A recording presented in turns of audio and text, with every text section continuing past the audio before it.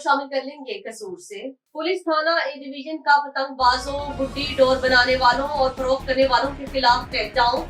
Inspector SHO Iftikhar Ahmed Joya ने DSP city Saifullah भट्टी की खसूसी हिदायत पर खूनी खेल खेलने वालों के खिलाफ स्पेशल टीम्स तश्कील देकर पतंगबाजों 6 पतंगबाज गिरफ्तार कर लिए, मुकदमा दर्ज कर लिए गए हैं और 200 पतंगे और डोर बरामद हुई है।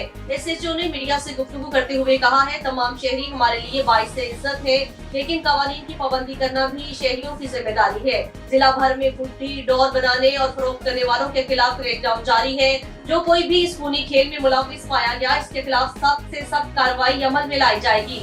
वालिदैन भी अपने बच्चों को इस खूनी खेल से दूर रखें। इस कार्रवाई पर डीपीओ कसूर ने एसएचओ थाना ए डिवीजन और हमराही टीम को शाबाश दी। एमबी न्यूज की डिस्ट्रिक्ट बुलेटिन से फिल वक्त के लिए इतना ही। मजीद न्यूज और अपडेट्स के लिए देखते रहिए एमबी न्यूज, क्योंकि एमबी न्यूज है मिलियंस ब्रॉडकास्टिंग न्यूज नेटवर्क।